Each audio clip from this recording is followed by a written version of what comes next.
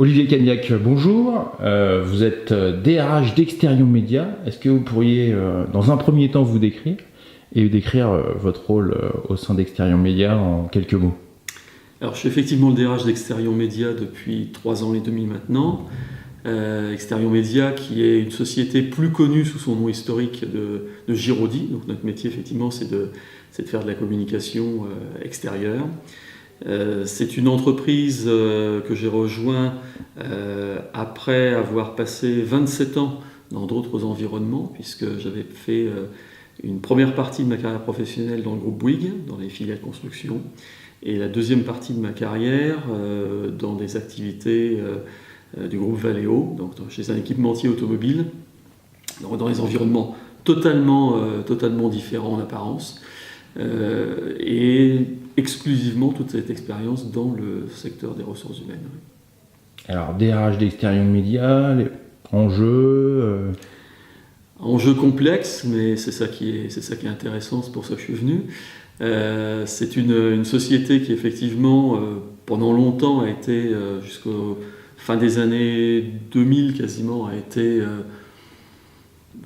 protégée, un environnement économique qui ne l'affectait pas, tout fonctionnait très bien, des carnets de commandes paraît-il qui pouvaient aller jusqu'à 2 années, quand aujourd'hui on tourne à peu près à 2 mois, 2 mois et demi quand tout va très bien, des prix de vente qui étaient le double de ce que l'on vend aujourd'hui, et une réglementation qui faisait qu'on avait le droit d'afficher assez librement dans nos villes et nos campagnes. Voilà.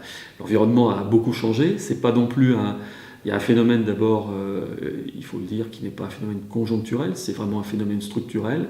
D'abord parce que les médias traditionnels qui étaient la presse, la télévision, la radio et qui étaient nos concurrents, aujourd'hui, le marché de la publicité, c'est 50% par les médias qui sont sur Internet. Donc notre part de marché mécaniquement s'est réduite. Les prix ont chuté effectivement et tout le monde aujourd'hui a divisé ses prix par 2 en quelques années.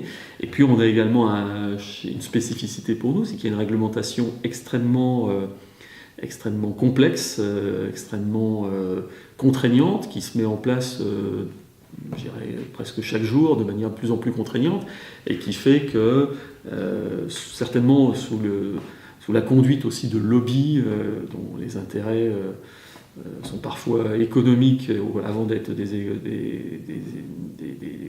intérêts, je ne vais pas dire politiques ou même écologiques, donc font qu'aujourd'hui on nous interdit de positionner certains panneaux à certains emplacements, et très clairement ça se traduit par 6% de notre parc, nos emplacements publicitaires qu'on a dû démonter. Alors quelle est l'entreprise, quelle est l'usine, je vais dire, qui pourrait faire en sorte que ces moyens de production diminuent de 6%.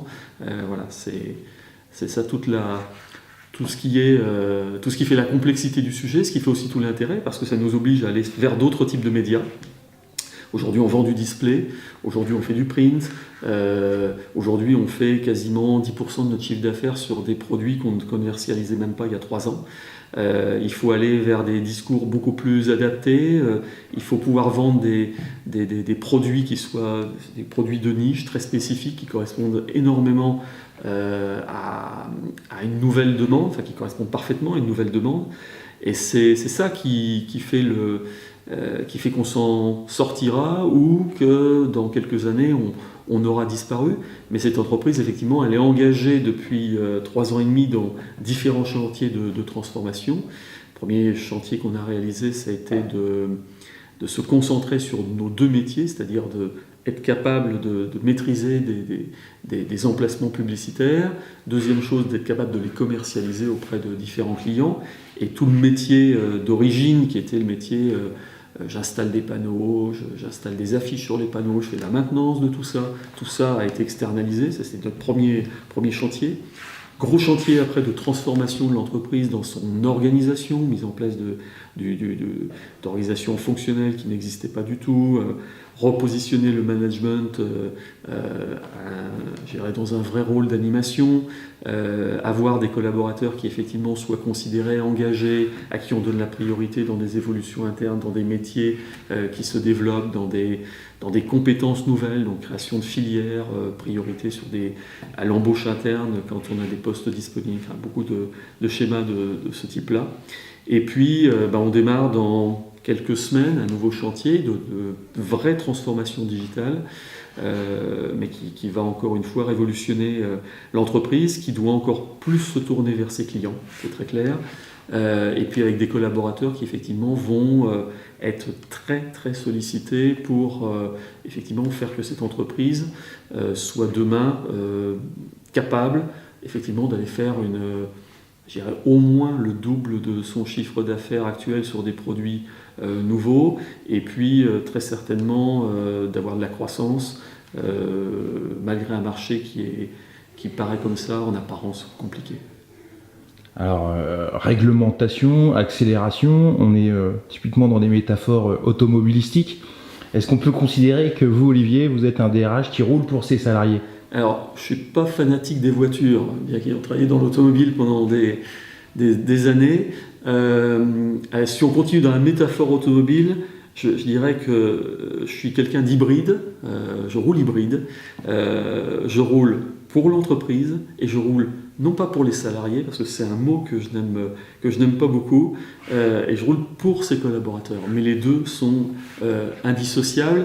J'avais un arrière-grand-père qui faisait partie de la première entreprise créée par ses propres salariés en France, qui était la verrerie ouvrière d'Albi. Donc il était syndicaliste CGT, puisque ça appartenait par définition au syndicat, cette entreprise, et qui fonctionnait, après c'est devenu une coopérative ouvrière. Et je crois qu'il m'est resté certainement génétiquement quelque chose qui fait que l'entreprise et les collaborateurs, c'est quelque chose d'indissociable. Je ne peux pas jouer l'un contre l'autre. Je pense que les deux vont très très bien ensemble. C'est une belle réponse, Olivier, merci. Donc là, nous sommes chez A des idées. Est-ce qu'on peut considérer que vous êtes un DRH qui a des idées ? J'espère. En tout cas, je suis très promoteur auprès des uns et des autres de développer des concepts nouveaux, d'aller vers quelque chose de différent, de s'exprimer, d'oser proposer des choses, parce qu'effectivement, dans la quantité, il y aura forcément des choses qui nous permettront de progresser. Ce qui me semble intéressant dans le concept de l'idée, le concept même de l'idée, c'est que c'est la base pour évoluer, c'est la base pour aller vers quelque chose de nouveau, quelque chose de différent, pour aller vers quelque chose de mieux. Donc si on n'exprime pas des idées, par définition on va rester immobile, et les choses, puisque l'idée c'est le complément idéal d'une chose, la situation va rester en l'état avec les choses actuelles, et on sait très bien que ça ne peut pas être une vision pérenne de notre société ou de nos entreprises. Voilà. Merci beaucoup, Olivier Cagnac. Vous êtes digne et nous sommes fiers que vous fassiez partie de la tribu DeciDRH qui a des idées. Et on va être très fiers d'être aussi sur le périphérique la semaine prochaine, début octobre, grâce à Exterion Média. Ravi de vous y accueillir. Merci, Christophe. À bientôt.